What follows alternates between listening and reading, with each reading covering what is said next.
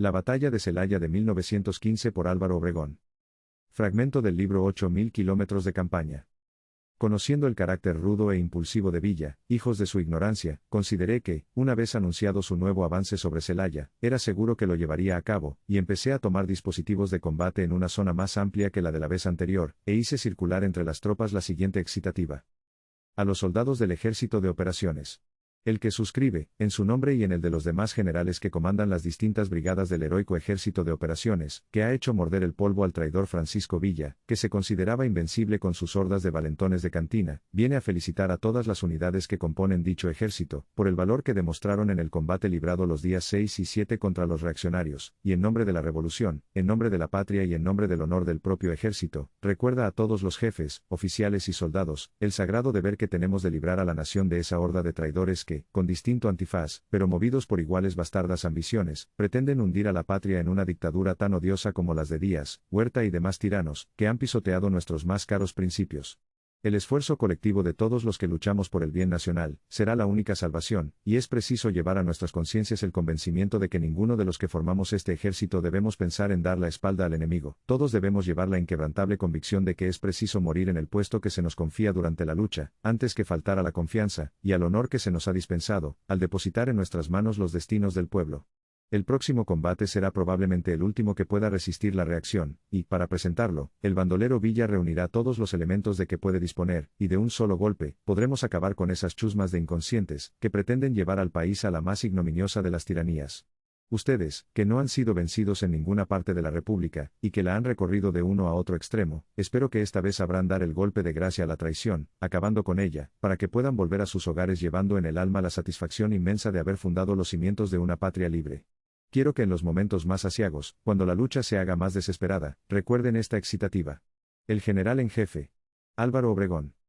A la vez repartía entre los habitantes de Celaya una hoja impresa, previniéndolos de la posibilidad de un nuevo combate, y ofreciéndoles facilidades para que, los que lo desearan, pudieran abandonar la población, hacia lugar seguro.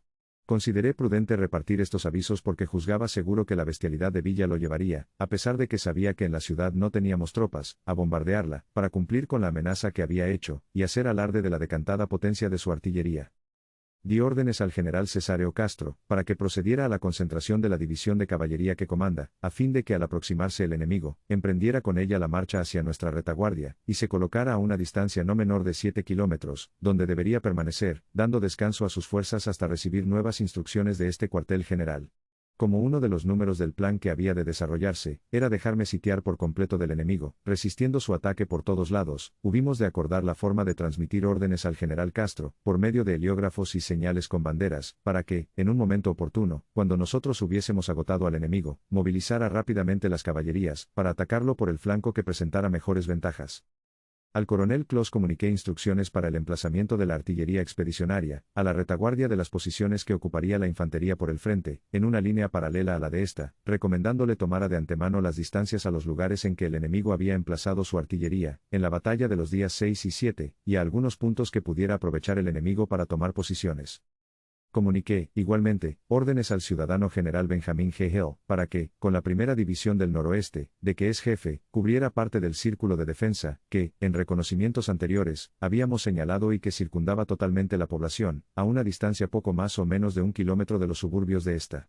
El resto del círculo quedaría cubierto con las otras fuerzas, dependientes directamente de este cuartel general, tomándose posiciones en la forma siguiente: a partir de la vía del ferrocarril central, en dirección a Salamanca hacia la derecha, se colocaron el 20º Batallón de Sonora, bajo las órdenes de su comandante accidental, teniente coronel José Amarillas, las fuerzas de la Segunda Brigada de Infantería de la Heroica División del Noroeste, que comanda el ciudadano general Francisco R. Manso, y que se compone de los siguientes cuerpos: 8º Batallón de Sonora, bajo las órdenes inmediatas de su jefe ciudadano teniente coronel Jesús M. Padilla, 2 compañías del 9º Batallón de Sonora comandadas por su jefe, coronel Francisco T. Contreras, 17º Batallón de Sonora al mando de su comandante, teniente coronel Fernando F. Félix, y 22º Batallón de Sonora, que está a las órdenes del ciudadano coronel Pablo Pineda. El 4º Batallón de Sonora y 2 compañías del 9º Batallón, pertenecientes a la Segunda Brigada, siendo jefe del primero de estos, el ciudadano teniente coronel Zenobio Ochoa, quedaron como reserva en la hacienda de San Juanico, en la que el ciudadano general Manso estableció su cuartel. Entre la línea que ocupaban los batallones 22º y 9º de Sonora, tomó posiciones la infantería de la Brigada Triana, bajo las órdenes del ciudadano coronel J. Bermúdez de Castro. A la derecha del 17º Batallón, y continuando la línea hacia el noroeste, tomaron posiciones las fuerzas de la Tercera Brigada de Infantería de la Primera División del Noroeste, que estaban a las órdenes del ciudadano general Juan José Ríos, compuesta de los siguientes cuerpos: Tercer Batallón Rojo o de Obreros, comandado por el coronel Francisco J. Enciso; Cuarto Batallón Rojo o de Obreros, al mando de su jefe, coronel Jesús Madrigal; 21º Batallón de Sonora bajo las órdenes de su comandante, ciudadano teniente coronel J. Manuel Sobarzo; Cuerpo Especial Reforma, comandado por su jefe el ciudadano mayor Juan Centésimo Certuche. Continuaban la línea hasta la vía del ferrocarril, que va a Empalme González, las fuerzas del coronel Juan Torres, las comandadas por el ciudadano coronel Guadalupe Sánchez, pertenecientes a la Primera División de Oriente, seguían hasta la vía del ferrocarril para Querétaro. A la derecha de esta vía seguían las fuerzas del ciudadano general Cipriano Jaimes, luego el 25º Batallón de Sonora al mando de su comandante ciudadano coronel Austreberto P. Castañeda, los regimientos de caballería que comandan los ciudadanos coroneles Cirilo Elizalde y Vidal Silva, y cubriendo la línea de defensa, a uno y otro lado de la hacienda de Castro, la brigada del ciudadano coronel Alfredo Elizondo. Seguían después, en las posiciones que daban frente al río de la Laja, la brigada al mando del ciudadano general Joaquín Amaro, fuerzas de la Primera División de Oriente, al mando del ciudadano teniente coronel J. C. Arroyo, fuerzas del ciudadano general Gonzalo Novoa, bajo las órdenes del ciudadano coronel Natividad Sánchez, y dando vuelta hacia la línea del poniente hasta entroncar con el 20º Batallón de Sonora, o sea hasta la línea del ferrocarril a Salamanca, los siguientes cuerpos que forman la Primera Brigada de Infantería de la División del Noroeste, que comanda el ciudadano general Miguel Quinto La Veaga, segundo Batallón de Sonora, bajo las órdenes de su comandante, teniente coronel Francisco R. Noriega; 10º Batallón de Sonora, cuyo jefe es el ciudadano coronel Guillermo Chávez; 15º Batallón de Sonora, comandado por el ciudadano coronel Severiano Atalamante; y Primer Batallón de Sonora, a las órdenes de su jefe accidental, teniente coronel Alejandro Manch. Los regimientos que comandan los coroneles Torres, Elizalde y Silva y el 23º Batallón de Sonora, que forman la Brigada Antunes, estaban bajo las inmediatas órdenes del jefe de la misma, ciudadano general Norzagaray. Quedaron como reserva, aparte de las mencionadas y enteramente listas para entrar en acción, las siguientes fuerzas: General Gabriel Gavira, con algunas fracciones de su brigada, a la retaguardia de la línea ocupada por el Tercer Batallón Rojo y el 21º Batallón de Sonora, el Batallón de Ferrocarrileros a las órdenes del ciudadano mayor Carlos Camaño, en la fábrica La Favorita, el segundo regimiento de la brigada Guillermo Prieto, que manda el ciudadano general Pedro Morales, bajo las inmediatas órdenes del ciudadano coronel Manuel Fernández de Lara, una compañía del Batallón Fieles de Pachuca, de la misma brigada, a las órdenes del ciudadano mayor Agustín Sello Shimatz, y algunas otras fracciones, acampadas a orillas de la población. En la línea del frente, reforzando las posiciones de la infantería, fueron emplazadas 32 ametralladoras, y en las de los flancos y retaguardia, se distribuyó, de trecho en trecho, un número igual, quedando también algunas piezas de reserva. Dividí el círculo de defensa en 3 sectores, como sigue. Primero, desde la hacienda de Castro, hasta la vía del ferrocarril hacia Irapuato, o sea hasta las posiciones ocupadas por el Primer Batallón de Sonora. Segundo, desde la misma vía del ferrocarril, posiciones del 20º Batallón de Sonora, hasta el camino que conduce a la hacienda de Higueras, o sea las posiciones ocupadas por el Cuerpo Especial Reforma. Y tercero, desde este mismo camino, hasta la hacienda de Castro. En el primer sector, comisioné al teniente coronel de mi Estado Mayor, Aarón Sáenz, acompañado del ciudadano mayor Josué Sáenz y del capitán segundo, también de mi Estado Mayor, José Lozano Reyes. En el segundo sector, fue comisionado el teniente coronel de mi Estado Mayor, Jesús M. Garza, con el capitán segundo, de mi Estado Mayor, Ezequiel Ríos, y en el tercer sector, comisioné al ciudadano coronel Miguel Piña, hijo, con los capitanes primeros de mi Estado Mayor, Benito Ramírez G. y Adolfo Cienfuegos y Camiu. El objeto de esas comisiones era que recorrieran constantemente la línea de fuego, para que pudieran tenerme al tanto de las fases del combate, y transmitirme violentamente los partes que rindieran los jefes de las fuerzas que cubrían las posiciones. Las comunicaciones podían hacerse por teléfono o telégrafo, pues había hecho instalar aparatos en cada uno de los cuarteles de los jefes de brigada, en comunicación con el cuartel general, que quedó establecido en el Templo de San Antonio, en el extremo noroeste de la ciudad. Hice devolver a la estación de Querétaro todos los trenes que teníamos en Celaya, quedando únicamente para las atenciones del combate los trenes del Servicio Sanitario Militar, al mando de su jefe, el ciudadano coronel médico cirujano Andrés G. Castro y del subjefe, teniente coronel médico cirujano, Eberto Alcázar.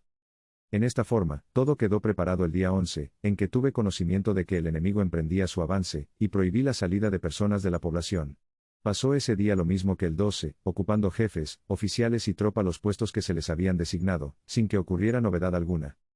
El día 13, a las 6 a.m., empezaron a descubrirse gruesas columnas de humo, y grandes polvaredas que denunciaban el avance de las tropas reaccionarias, divididas en varias columnas. Por ferrocarril venía la infantería, y pie a tierra la caballería y artillería.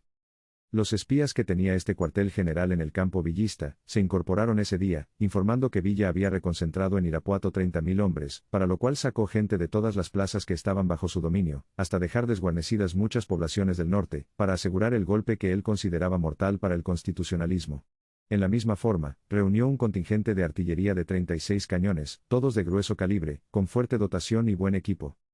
En la mañana del mismo día 13, acompañado de mi Estado Mayor, salí a la fábrica La Internacional, situada al poniente de la población, desde cuyas azoteas se domina todo el valle hacia Guaje, y de allí estuve observando los movimientos del enemigo, que lentamente iba aproximándose hasta llegar a Crespo, estación que dista 8 kilómetros de Celaya, y donde los reaccionarios hicieron alto, permaneciendo como 2 horas, al cabo de las cuales continuaron el avance, divididos en 3 columnas, 2 de caballería, que avanzaron, una sobre cada uno de nuestros flancos, y una columna de las 3 armas por el frente. Esta columna traía la infantería a la vanguardia, en cadena de tiradores, seguía la artillería, que empezó a ser emplazada a distancia de 4 kilómetros de nuestras líneas de defensa, y a la retaguardia, apoyando el movimiento, marchaba la caballería. Tenía dispuesto que un cañonazo de nuestra artillería sería la contraseña para indicar la aproximación del enemigo a nuestras filas, y a las 4 p.m. ordené que fuera disparado. Se inicia el combate. A las 5 de la tarde se dejó oír un pequeño tiroteo al frente de las posiciones que ocupaba la primera brigada de infantería, cesando al poco rato. A las 6 se abrió el fuego de fusilería por nuestro frente, y luego el de artillería, que se generalizó en unos cuantos minutos, entrando en acción todos los cañones del enemigo y todos los nuestros. El combate se hizo, desde luego, muy reñido, y con rapidez fue extendiéndose por nuestros flancos, y para las 9 de la noche abarcaba una zona, aproximadamente, de 12 kilómetros. El enemigo continuaba su avance por nuestros flancos, estableciendo un verdadero sitio, pues ya era atacada, en parte, nuestra retaguardia, y había logrado colocarse, para las 12 p.m., hasta el puente del camino carretero que conduce a Paseo, con el propósito, según declaraciones que después hicieron algunos prisioneros, de cerrar, en caso dado, nuestra salida, y con la consigna de no interceptar la vía telegráfica ni la del ferrocarril, halagándonos en esta forma para una retirada. Los reaccionarios quisieron aprovechar la noche para sus asaltos, y no cesaron de darlos con más o menos energía, sobre casi todas nuestras posiciones, siendo siempre rechazados con grandes pérdidas. La artillería continuaba funcionando sin cesar, y al amanecer del día 14 los asaltos eran continuos en toda la línea de defensa, y el fuego, tanto de fusilería como de artillería, continuaba siendo nutridísimo. El enemigo, amparado por la noche, logró avanzar en su línea de ataque, y al amanecer, se encontraba en posiciones distantes entre 400 y 500 metros de las nuestras, y como el terreno es perfectamente plano, y desprovisto de árboles que pudieran ocultar a los combatientes, la lucha era desesperada, no obstante lo cual nuestros soldados no retrocedían un solo paso, y el enemigo no lograba tomar ninguna de nuestras posiciones. A las 5 a.m. mandé que la escolta de este cuartel general, y la del ciudadano general Benjamín G. Hill, comandada esta última por el ciudadano mayor Doroteo Urrea, y ambas bajo las órdenes del ciudadano teniente coronel Lorenzo Muñoz, de mi Estado Mayor, fueran a reforzar las posiciones ocupadas por el tercer batallón rojo de la brigada que comandaba de ciudadano general Ríos, donde se combatía tenazmente desde las primeras horas de la madrugada. Durante la mañana de ese día, en que se siguió combatiendo encarnizadamente a nuestros flancos, en algunos trechos de nuestra retaguardia y muy especialmente al frente, ordené a todos los jefes dependientes de este cuartel general, y por conducto del ciudadano general Hill, a los de las infanterías de la primera división de su mando, que para las 12 de ese mismo día enviaran una nota al cuartel general, informando de las condiciones que para esa hora guardaran sus respectivas tropas, y si en el concepto de que el combate continuara tan reñido como hasta entonces, podrían sostenerse hasta las 7 a.m. del día siguiente, hora en que las caballerías deberían emprender el ataque sobre los flancos enemigos, dado que tenía el propósito de movilizarse en la mañana del 15. De todos obtuve contestación, en el sentido de que el ánimo de nuestros soldados era excelente, y de que, a su juicio, podrían continuar luchando en las mismas condiciones, aún más del tiempo que yo había señalado. A las 12 tuve una conferencia telegráfica con el ciudadano general Cesáreo Castro, manifestándole que deseaba dar la carga de caballería hasta el día siguiente, a fin de que el enemigo, sin notar en todo este tiempo ningún movimiento nuestro, nos creyera perdidos, sujetos a una defensiva desesperada, e hiciera entrar a su línea de fuego todas sus reservas, con lo que nos pondría en condiciones de que su desastre fuera completo. El general Castro estuvo de acuerdo con mi plan, y me manifestó que, por encontrarse enfermo, no podría venir al frente de las fuerzas de caballería. Le ordené entonces que el general Fortunato Maicote se hiciera cargo de ellas.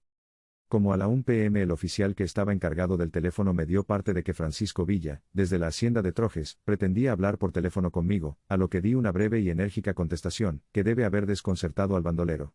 El oficial transmitió desde luego mi respuesta. Toda la columna de caballería se encontraba tendida a lo largo del camino, desde Apaseo hacia Celaya, apoyando su vanguardia a la altura del kilómetro 285 del ferrocarril central. Di por teléfono órdenes al ciudadano general Maicote, así como al ciudadano general Martín Triana, para que al oscurecer emprendieran su avance, sin hacer caso del enemigo que pudiera quedar a la retaguardia. La caballería avanzó hasta la fábrica La Favorita, situada en el lugar de donde parte la vía del ferrocarril a Empalme González. A las 11 de esa noche hablé personalmente con el general Maicote y con los generales Triana, Alejo G. González, Jesús S. Novoa y Porfirio G. González que mandaban las fuerzas de caballería, ordenándole, al primero, que con todas ellas emprendiera al amanecer un avance sobre el flanco izquierdo del enemigo. Entretanto, el combate continuaba con mayor encarnizamiento por el frente, y por el flanco que cubrían las fuerzas de los generales Amaro, Espinosa y Laveaga, continuando también, sin cesar, el fuego de la artillería. A las 4 de la mañana del 15, di órdenes a los generales Amaro, Norzagaray, Jaimes y Gavira para que, al amanecer, hicieran con sus fuerzas un movimiento envolvente sobre el ala derecha enemiga, donde los reaccionarios, en número de 6.000 hombres, aproximadamente, habían tomado magníficas posiciones en las márgenes del río La Laja. La escolta de este cuartel general, y la del ciudadano general Hill fueron a cubrir las posiciones que a nuestra retaguardia dejaban descubiertas las fuerzas que harían ese movimiento, y entretanto, las fracciones de las brigadas Gavira y Guillermo Prieto, el batallón de ferrocarrileros y las demás que se habían dejado de reserva, habían tomado, a su vez, posiciones en los lugares que se les designó para reforzar a nuestros combatientes. En la mañana de ese mismo día 15, ordené al general Hill que dispusiera que los generales Ríos y Manso, con sus fuerzas de infantería, hicieran una conversión en la línea de defensa de nuestro flanco derecho, apoyando su movimiento en la columna de caballería que cargaba sobre el izquierdo enemigo, a fin de flanquear las infanterías villistas, que se encontraban posesionadas de magníficos bordes, disponiendo, también, que nuestras infanterías del frente estuvieran enteramente listas para echarse sobre las posiciones del enemigo, inmediatamente que las que flanqueaban a la derecha cargaran sobre las mismas posiciones. Al general Laveaga di orden para que, dejando la mitad de sus tropas en las mismas posiciones que ocupaban, cubriera el flanco derecho de las que hacían el movimiento envolvente sobre el río de la Laja, y que, con el resto de sus tropas, secundara el movimiento de avance por el frente. Desde que comenzaron a efectuarse estos movimientos, el combate entró en un período interesantísimo. Las caballerías habían desalojado al enemigo que ocupaba la hacienda de Higueras, después de una hora de combate, haciéndole 25 muertos, y proseguía su avance por la hacienda de Burgos, donde de nuevo entraba en contacto con los reaccionarios que extendían sus líneas desde el pueblo de Guaje hasta la hacienda de Crespo. Avanzaba por el frente de la caballería el general Alejo G. González con sus fuerzas, a su derecha el general Porfirio G. González con las suyas, y el general Jesús S. Novoa, con las de su mando, por la izquierda, siguiéndolas las brigadas de los generales Maicote y Triana. Las infanterías habían avanzado ya a la altura de la hacienda de Burgos, y en contacto con las caballerías, se extendían en tiradores los batallones 4º y 9º de Sonora, siguiéndolos el 17º, el 8º, el 21º y las demás fuerzas que forman las brigadas 2ª y 3ª de infantería de la 1ª División del Noroeste. Acompañado del ciudadano general Francisco R. Serrano, jefe de mi Estado Mayor, del teniente coronel Jesús M. Garza, de los capitanes Alberto G. Montaña, Rafael T. Villagrán, Cecilio López y Rafael Valdés, y de los subtenientes Arturo Saracho y Enrique Garza, me encontraba en la línea de fuego del frente, y ordené el avance simultáneo de las infanterías, incluyendo el 20º Batallón de Sonora, que estaba al frente y el 4º, y 2 compañías del 9º que habían quedado de reserva, poniéndome al frente de ellas. El enemigo hacía esfuerzos inauditos por conservar sus posiciones, que eran vigorosamente atacadas por el frente y por su flanco izquierdo. Nuestra infantería, diseminada por los trigales, continuaba resueltamente su avance, lanzándose sobre las posiciones ocupadas por el enemigo, y que por asalto fueron tomando una a una, a pesar de la inútil desesperación con que se batían los reaccionarios. Las caballerías, entretanto, habían tomado ya el primer grupo de prisioneros villistas en número de 200, y parte de ellas, mandadas por el ciudadano general Alejo G. González, habían avanzado ya hasta la hacienda de Crespo, a la retaguardia de la infantería enemiga, que se batía en retirada rumbo a Guaje. El general Hill, con su Estado Mayor, estuvo también al frente de las infanterías en esta fase de la lucha. El movimiento sobre el ala derecha de los traidores había comenzado a efectuarse desde las 10 a.m., asaltando los nuestros las posiciones que tenían en la hacienda de Trojes y en el río La Laja. En esa lucha tomaban parte poco más de 9.000 hombres, y la desesperación con que el enemigo pretendía conservar sus posiciones y el vigoroso empuje de los nuestros, hacían que el combate fuera en extremo reñido e interesante. Para la 1 de la tarde, las fuerzas de los generales Amaro, Espinosa, Norzagaray y demás que componían la columna que cargaba por ese lado, habían logrado desalojar del río a los villistas, haciéndolos reconcentrarse en la hacienda de las Trojes, donde el combate continuaba reñido. Por el frente y el ala derecha del enemigo, para la 1:30 de la tarde, los reaccionarios habían sido arrancados de sus posiciones y acallados los fuegos de su artillería, que poco a poco habían ido abandonando, y el enemigo continuaba batiéndose en retirada, resultándole inútiles todos sus esfuerzos para contrarrestar el avance de los nuestros, pues a las 2 de la tarde, el campo había quedado en nuestro poder, y todas las infanterías enemigas habían caído prisioneras, mientras que nuestra caballería continuaba en la persecución de la enemiga, y de los trenes villistas que retrocedían rápidamente a Salamanca. Como el enemigo que se replegó a la hacienda de Trojes se había hecho fuerte en las casas de la misma, ignorando quizás el descalabro de Villa, ordené al general Serrano que levantara parte de las fuerzas que seguían en nuestras posiciones de la izquierda, y con ellas fuera a reforzar a los que atacaban la hacienda. El general Serrano marchó con el 10º batallón, a las 3 p.m., mandado dicho batallón por el ciudadano coronel Guillermo Chávez, hora en que los reaccionarios se retiraban de Trojes, y les dio alcance en la hacienda de Jofre, donde se incorporó el general Laveaga con su escolta y el 15º batallón, a las órdenes del ciudadano coronel Severiano Atalamante. El enemigo ganaba rápidamente el cerro que queda en aquella dirección, batiéndose en retirada, perseguido por los nuestros, que le hicieron 42 prisioneros y algunos muertos, y lo obligaron a abandonar 9 piezas de artillería con su correspondiente dotación de municiones. Por su parte, el primer batallón de Sonora, que había hecho un movimiento también en dirección del cerro, recogió 3 cañones con sus armones respectivos, que el enemigo había abandonado en su huida. La persecución, por el frente, se prolongó hasta las 6 de la tarde, habiéndose suspendido a esa hora, en Estación Guaje, porque la noche impedía los movimientos que la caballería hubiera debido efectuar. Durante esta persecución, el general Maicote, con sus fuerzas, logró flanquear los trenes villistas, sin poder obstruir la vía, porque algunas acequias inmediatas le impidieron el rápido paso, pero al hallarse en los flancos de los trenes, abrió el fuego nutrido sobre ellos, haciendo descuajarse a la tropa de los traidores, que iba en el techo y en los estribos de los carros, causando, seguramente, muchas bajas en el interior de ellos.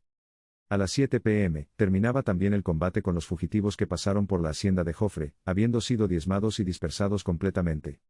El número total de cañones capturados al enemigo fue de 32, todos de grueso calibre, en perfecto estado y con sus correspondientes cofres y dotación de granadas. Se les capturaron, también, más de 5.000 armas, alrededor de 1.000 caballos ensillados, sobre 6.000 prisioneros, telémetros y otros aparatos de artillería, así como multitud de objetos varios, que nuestros soldados recogieron. El enemigo tuvo poco más de 4.000 muertos, encontrándose entre ellos los llamados generales Migoni, Mesa, y 3 más, que no se identificaron, más de 300, entre jefes y oficiales, contándose, entre estos, los tenientes coroneles Joaquín Bauche Alcalde, Manuel Bracamontes y algunos otros de alta graduación. El número de heridos que llevaron en los trenes puede estimarse en 5.000. Por nuestra parte, las bajas han sido, 3 jefes, 15 oficiales y 120 de tropa muertos, y 6 jefes, 43 oficiales, y 227 de tropa heridos, conforme a la relación que remito inclusa. También incluyo una relación de los ciudadanos generales, jefes y oficiales que tomaron parte en la batalla, y de algunos otros que, aunque sin mando de fuerzas, o sin carácter militar, prestaron importantes servicios durante la lucha, lo mismo que un plano de la ciudad de Celaya, y sus alrededores, que marca el dispositivo de combate. El comportamiento de todos los miembros de este ejército de operaciones lo justifica el éxito obtenido, sin que pueda hacerse mención especial de ninguno, porque todos demostraron iguales bríos y la misma entereza para enfrentarse con las fuerzas del traidor Villa, bandolero de quien los pusilánimes y la prensa asalariada habían hecho un héroe de leyenda. En nombre del mismo ejército de operaciones, y muy especialmente en el mío propio, felicito a usted, ciudadano primer jefe, por este nuevo triunfo, que contribuirá a la consolidación de nuestros principios, reiterándole las seguridades de mi respetuosa consideración y subordinación. Constitución y reformas. Cuartel General en Celaya, a 18 de abril de 1915. El general en jefe. Álvaro Obregón. Al ciudadano Venustiano Carranza, primer jefe del Ejército Constitucionalista, encargado del Poder Ejecutivo de la Unión. Veracruz, Veracruz. Pormenor de los ciudadanos jefes y oficiales muertos en la batalla de Celaya, Guanajuato, de los días 13, 14 y 15 de abril de 1915. Coronel Filomeno Ávila de la Brigada Amaro. Teniente Coronel Manuel Quintanilla de la Brigada Jesús Carranza. Mayor Pedro González de la Brigada Jesús Carranza. Capitán Primer Pedro Buelna del Segundo Batallón de Sonora. Capitán Primer Luis Rubio Vaca de la Brigada Amaro. Capitán Primer José Fernández de Lara de la Brigada Guillermo Prieto. Capitán Segundo Carlos Ramos del Regimiento del Coronel Juan Torres. Capitán Segundo Ramón R. Brambila de la Brigada Amaro. Teniente Carlos Juárez del Tercer Batallón Rojo. Teniente Francisco N. Gorichi del 21º Batallón de Sonora. Teniente Marcial Cerda de la Brigada Regional de Coahuila. Teniente José Milésimo Varela de la Brigada Jesús Carranza. Teniente Francisco Monroy de la Brigada Amaro. Teniente Porfirio Orozco de la Brigada Elizondo. Subteniente Marcos López del Regimiento Coronel Vidal Silva. Subteniente Lucas Muñoz de la Brigada Maicote.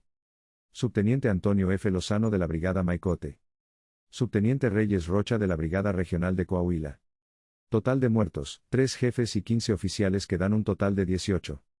Celaya, Guanajuato, 18 de abril de 1915. El general en jefe. Álvaro Obregón. Relación de los ciudadanos jefes y oficiales heridos durante la batalla de Celaya, de los días 13, 14 y 15 de abril de 1915. Coronel Braulio Peralta de la Brigada Amaro. Teniente Coronel Florencio Montemayor de la Brigada Jesús Carranza. Mayor Ricardo G. Ortiz de la Brigada Jaimes. Mayor Manuel Yoldi del Regimiento del Coronel Juan Torres. Mayor Leoncio Muñiz de la Brigada Regional de Coahuila. Mayor Amador Ortega de la Brigada Elizondo. Capitán I. Pablo Villaseñor del Regimiento del Coronel Juan Torres. Capitán I. Guadalupe Ramos de la Brigada Regional de Coahuila. Capitán I. Luis G. Mesa de la Brigada Regional de Coahuila. Capitán I. Manuel Aguirre y Vela de la Brigada Regional de Coahuila. Capitán I. Narciso Salazar de la Brigada Amaro. Capitán I. Marcos Gómez de la Brigada Elizondo.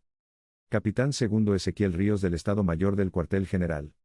Capitán II. Alfonso R. Montenegro del 1 Batallón de Sonora. Capitán II. Crisóforo Salido del 3 Batallón Rojo. Capitán II. Pedro Centésimo Montes de la Brigada Gavira. Capitán II. Miguel G. Castro del 3 Batallón Rojo. Capitán II. José Duarte de la Brigada Regional de Coahuila. Capitán II. Lázaro Mendoza de la Brigada Regional de Coahuila. Capitán II. Juan Quingentésimo Franco de la Brigada Regional de Coahuila. Capitán II. José Gudiño de la Brigada Amaro. Capitán II. Francisco Meraz de la Brigada Amaro. Capitán II. Febronio Corona de la Brigada Elizondo. Capitán II. Pedro Centésimo Contla de la Brigada Guillermo Prieto. Capitán II. Miguel Orduño del Regimiento Coronel Cirilo Elizalde.